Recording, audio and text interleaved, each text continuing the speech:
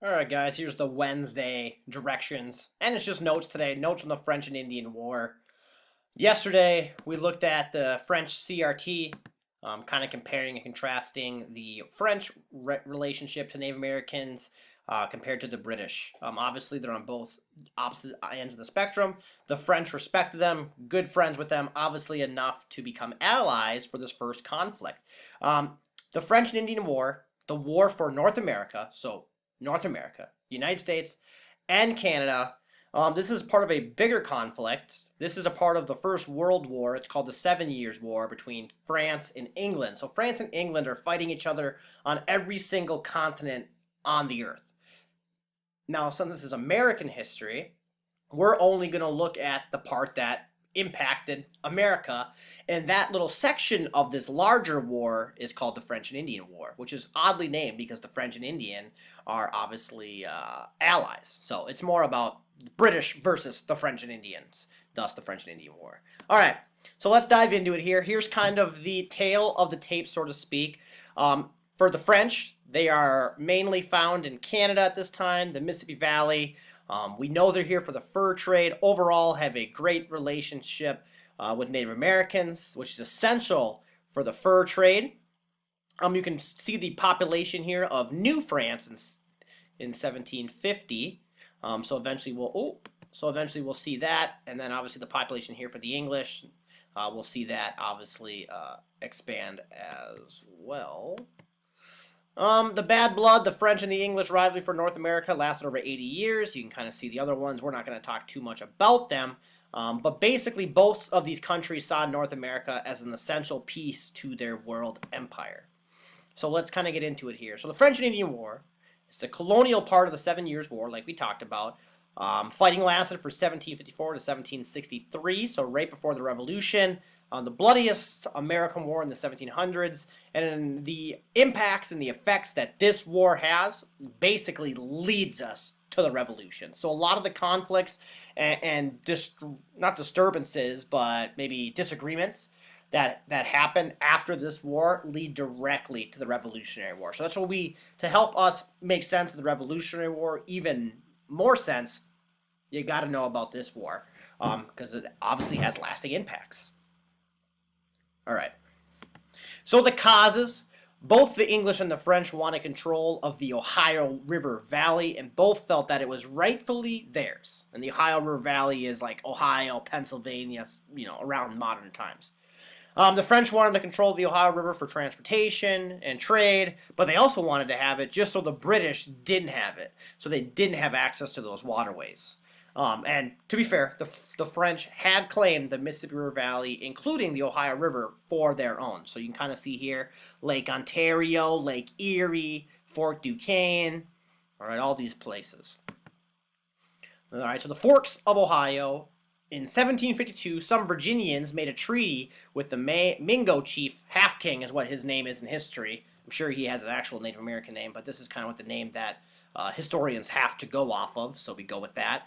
For the rights to build a fort at the Forks of the Ohio, basically present-day Pittsburgh. They get to go ahead. They start building a year later. The following year, the French pushed the British off the land. The Half King saw this as an insult, so he's insulted by this. Meanwhile, in Albany, we get this awesome new idea called the Albany Plan eventually. So England knew the war might be inevitable and suggested the colonies form an alliance with the Iroquois and unite for their own protection. Okay, so basically saying, hey, we're going to have to ally with some of these Native American tribes in order to fight other Native American tribes. All right, so let's keep that in mind. So in June 1754, delegates from most of the northern colonies and representatives from the 6 Iroquois nations met in Albany, New York. Pennsylvania delegate Benjamin Franklin, we might have heard of him, drafted the Albany Plan of the Union. So this is what it is. All right, so the Albany Plan. It's an attempt to unite colonies and allies with the Iroquois.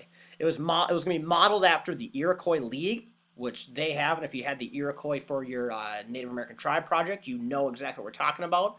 Under the plan, each colonial legislature would elect delegates to an American Continental Assembly presided over by a royal governor. Franklin anticipated many of the problems that would beset the government created after independence, such as finances, dealing with Native American tribes, control of trade, and also national defense. All those pieces were going to be wrapped up in this thing called the Albany Plan. All right, so there's a lot of stuff in it, right? It's jam packed full of content. All right, so because of that, the plan failed to achieve either of its goals. The first one was an alliance was rejected by the Iroquois. So step one was trying to make an alliance with the Iroquois League. That fails. They reject it. Now the other part of it, which is electing the representatives and delegates to be a part of this bigger national assembly, that also gets shot down by England. All right. British officials realized that if adapted, the plan would create a very powerful government that His Majesty's government might not be able to control. So they're saying if they let the colonials or the colonists assemble and kind of create this pseudo government, that maybe one day down the line this government becomes too powerful and the king isn't going to be able to rule it. They're going to want to break free. So they reject it all in general. They kind of think ahead, say, yeah, this is probably going to end up being bad for us in the future, so let's reject it now.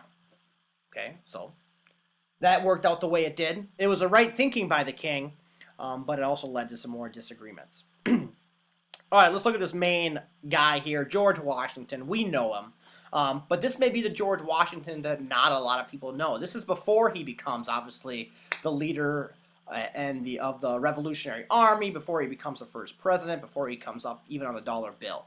This is young 22-year-old George Washington, 22. All right, so let's kind of give you the backstory on George Washington. The French and Indian War is kind of where George Washington becomes like a folk hero and becomes famous.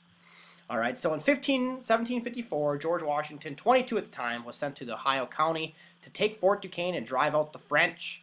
He joined forces with the Half King, and that's kind of where he starts.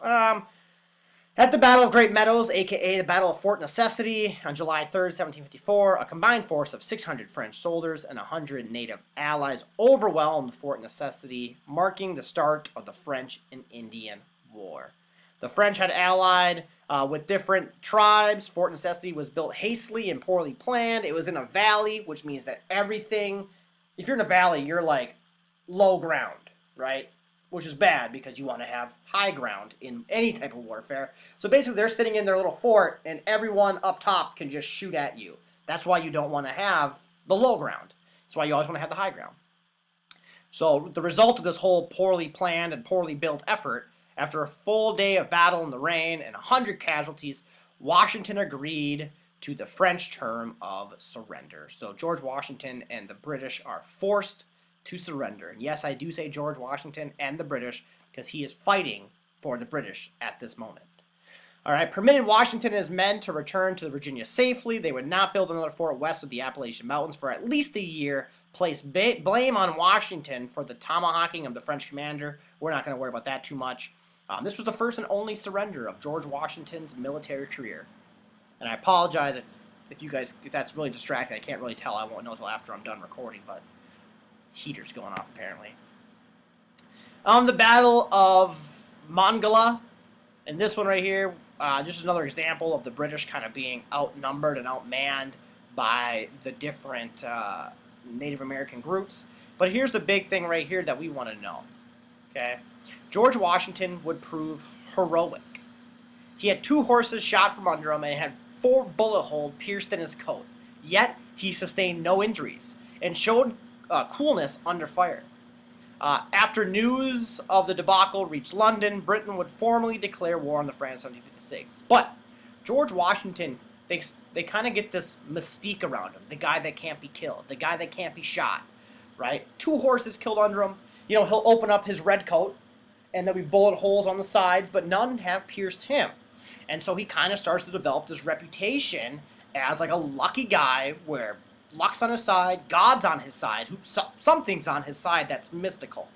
And people start to kind of believe in this, that maybe this guy, maybe there is something more, maybe he is more than just a man. Okay, so that becomes a thing. The lone British victory early in the war took place in Canada, in Nova Scotia, Halifax area, Canada. And what ends up happening is fearing that the French residents would overpower them because the British took down the army, but they still had to deal with New France, the colony that was up there. And they figured that the general population was too dangerous to leave them there. So what they did is they end up forcing them to deport to basically New Orleans, the swamps of Louisiana. And because of this, this is where we get the people known as the Raging Cajuns, or just the Cajun people of Louisiana, who are in Louisiana, but they have very direct ties to France. You know, they a lot of them speak French. They have French cuisine. It's kind of like a deep South meets France, and their cultures intermingled. And what we get is the Cajun people, you know, in the swamps of Louisiana. And I wish I could show some video clips. Think about like Swamp People, that alligator hunting show on the History Channel. That's the people we're kind of talking about. Obviously, not everyone's kind of like that, but that's the stereotype at least. All right, French dominance. For the first 3 years of the war, the outnumbered French dominated the battlefield. Win at Fort Oswego, win at Fort William Henry, win at Fort Ticonderoga. Just pure dominance by the French. The Battle of Fort William Henry actually is important. Perhaps the most notorious battle of the war was the French victory at Fort William Henry in 1756. Here's why it becomes kind of the most famous battle. British General Daniel Webb surrendered under the terms that the 3,000 soldiers and civilians would be allowed to leave the fort peacefully. After the British withdrawal, French-aligned Native Americans attacked and killed 300 plus British men, women, and children. So it's kind of like this, you're going against the rules of warfare here, which, you know, if the British are going to get mad at the Native Americans for this, well, they're going to end up doing stuff much worse, right? And even similar events. So the events of the battle were depicted in the 1826 novel, The Last of the Mohicans, and eventually becomes the movie, The Last of the Mohicans. So the Battle of Fort William Henry is probably the most recognizable battle just because it's been depicted a couple of times in our general culture. All right, so the tides turn, though, for the British in 1758 as they begin to make peace with the important Native American allies like the Iroquois. Under the new direction of Prime Minister Lord William Pitt, Britain began working more closely with colonial forces and adapting their war strategy to fit the territory and the landscape of the American frontier. Basically, the British were fighting as if they were fighting in an open field, which they weren't. They had cover, they had trees, they had wilderness, but they never really used it because they're not used to fighting in that terrain. And the generals who came over from England weren't really familiar with it, so they weren't prepared, to be honest. He promised that Britain would reimburse colonial expenses. The French would also slowly abandoned by many of their allies. War aims began to change, more of a battle for North America rather than simply the Ohio country. So, at the beginning of the war, the people of Britain didn't really take the war seriously until a few years in when they realized it was going to have massive implications. Last but not least, eventually the Treaty of Paris is signed where the French, that officially ends the French and Indian War. The British end up gaining control over the area west of the 13 British colonies, all the way to the Mississippi River. The French agreed to give up the colonies in North America, including all of Canada. Since Spain had helped the French, the Spanish were also forced to give up Florida. So at the end of this whole French and Indian War, it's only Britain left in the Americas. France lost, kicked out. Spain helped, so they lost, they're kicked out. Now it's all British territory, and the question is kind of going to be, what are they going to do with it, and how is the relationship between the British and the Native Americans, how is that going to impact what they do with the colonies? All right, so the results of the war effective ended the French influence in North America. English gained massive amounts of land and vastly strengthened its hold on the continent. The cost of the war would lead to Britain's taxation of the colonies. Some colonial soldiers would harbor bitterness towards the British Army, mockery, discipline. So, not only did Americans, or future Americans, colonists fight in it, now the British are going to actually tax the colonists to pay for the war itself, even though they fought in it. Obviously, upsets people, and this hatred or dislike will lead to the revolution later on. But that's all I got now. Email me if you have any questions. I know it's fast.